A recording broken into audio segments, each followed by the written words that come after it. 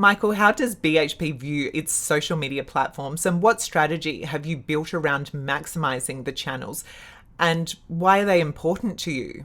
Firstly, I'll say thank you so much for having me.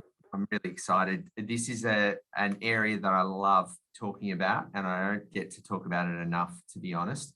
So we know that the way in which people learn about businesses like BHP has changed dramatically. The way in which people consume news, for that matter, has changed fundamentally. It's all driven by those beautiful mobile devices we have in our pockets, and digital platforms are the way they're doing that now. We had some research recently come back from a partner of ours in the UK that showed that in that market, 90% of investors are now leveraging a business's digital platforms as a way to better understand what they're about. Our website is obviously a really critical platform for us. It's a place where we want to deliver really timely and trusted information to a really broad array of investors.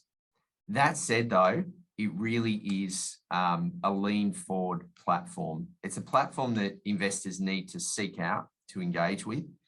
Social media, on the other hand, provides some incredible opportunities for us to proactively engage with our investors and engage with whole new investor audiences, younger investors, potential investors, future investors. And the thing is, as well, about social media, BHP doesn't have shop fronts. We don't have products that people can touch and feel. So it becomes a little trickier for people to understand our business and what we're about.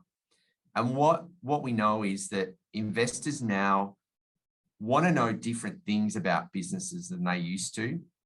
They don't want 38-page reports. They want bite-sized, snackable pieces of information, and they want to know what the business's story is.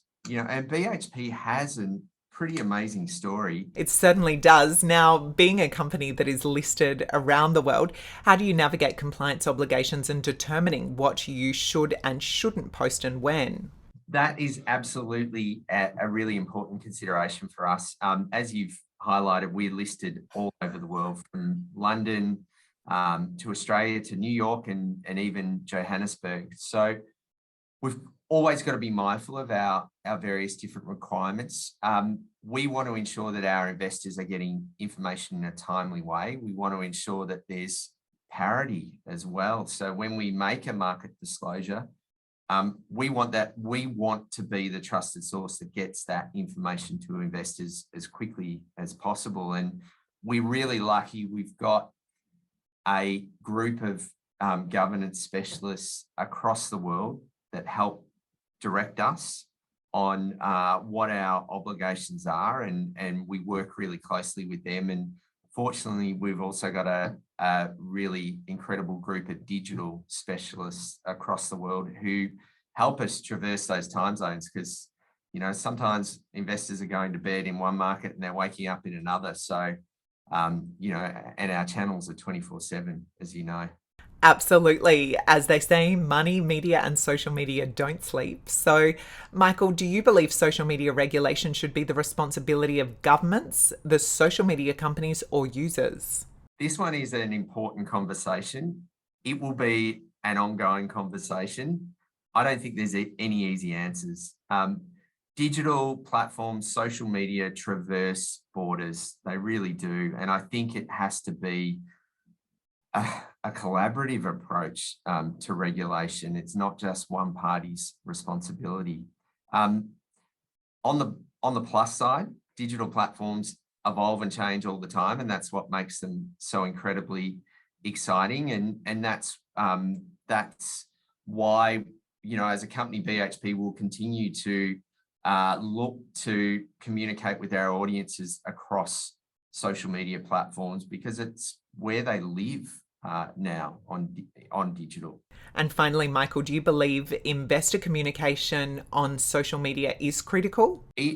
Social media is critically important for us to be able to reach new audiences and explain to them what our purpose is and what we do and what we deliver for the world, which I think is you know, I've drunk the Kool-Aid. I think it is what we do is absolutely critical and fundamental, and will be in a decarbonising world. You know, we'll need more of our products than ever before in commodities. So it's really important.